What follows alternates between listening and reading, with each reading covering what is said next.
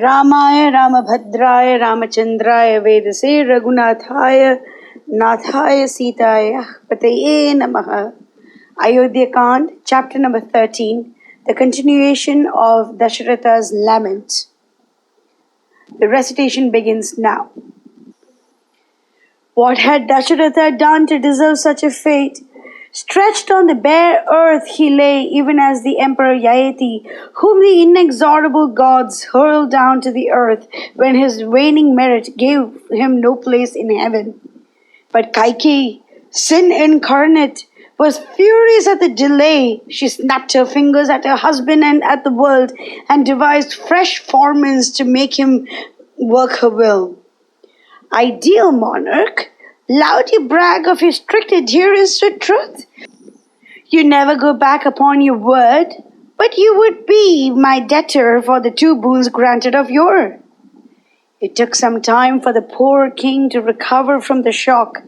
He turned upon her with wild fury and cried, "Mean wretch, tireless foe, drink my heart's blood. Drive my godly Rama to live with the savage beasts. Reach the goals of your hopes and rejoice therein. Should the bright gods ask me on high, Dasaratha, you bent yourself to a foolish woman's whim. You bartered away for her fickle smile your eldest son, whose rare virtues you have buried in the dark woods. What put you up to perpetrate such wickedness? Where shall I hide my disgraced self? Shall I say, I banished Rama from the kingdom to fulfill my promise to Kaikeyi? That would be the truth of it. But would they not reply, what of your plighted word to the world and to Rama? Alas, I have broken it, all basely. Woe and misery in this world and eternal infamy in the other is all I have gained by condemning Rama to a cruel exile. 60,000 years did I moan and wail for an heir to rule after me. Vows, penances, mortifications, offerings, charities, sacrifices did I perform and observe past count, and held myself fortunate in being blessed with a heroic Rama as my son. And him, my darling, you want me to doom to a life of misery? How could I harden my heart to do it? Rama is the bravest of the brave. There is not a science nor an art that he has not mastered. He has put away wrath and shames the very earth by his sweet patience. How shall I give my consent to drive him away from the haunts of men to consort with wild beasts? My lotus-eyed Rama, dark-hued even as the blue lotus, long-armed, iron-jointed, supple-sinewed, of immense strength, he is the idol of all creatures. And may my tongue blister if I speak to my darling child the words, bury yourself in the dark Dandaka forest. My eyes shall rot ere they behold my Rama of peerless intellect undergo pain and misery. For who more deserving of joy and comfort than he? No greater happiness do I crave for at the hands of the gods than to die before I stain my soul with such iniquity.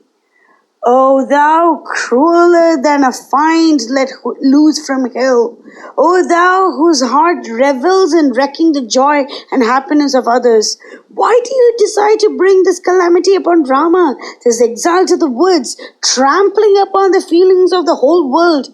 Is his unfailing valor nothing in your eyes, nor my boundless affection for him? Alas, infamy and disgrace will dog my name to the end of time. The sun set upon the pitiable sight of a weak old man, the lord of the earth, yet raving as one demented. Merciful night cast her dark pall over it. The moon, as she rode in the heavens during 3 watches of the night, was an eyesore to Dasaratha. The winged hours seemed to his sorrowful heart leaden-footed. He contrived to pass through the age-long night like one stricken with an incurable malady, heaving deep sighs and hot.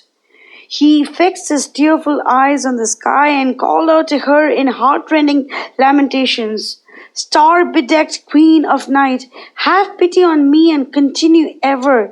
Nay, I ask it of you with joint palms of prayer. Why? Not so. I am powerless to flee from the presence of this hated Kaikeyi. But if it dawns, my subjects will seek me out, and I will be relieved of the sight of my mortal enemy. Hence, merciful night, haste thee on the wings of thought and usher in the welcome dawn.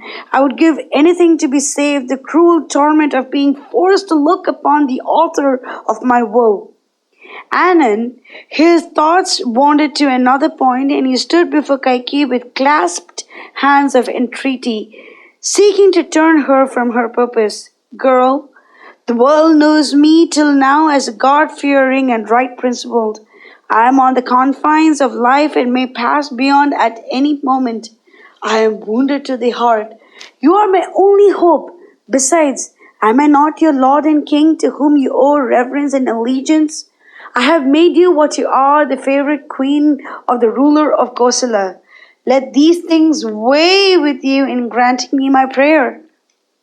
None were with us when I gave you the two boons. You may drop them now and not incur the displeasure or ridicule of any. But my promise to Rama is far otherwise. In full audience have I passed my word to the kings from the four quarters of the globe, to saintly rishis and holy brahmanas, and to the millions of my subjects. I crown Rama king on the morrow. If I break my pledge to them, how would I stand in their esteem?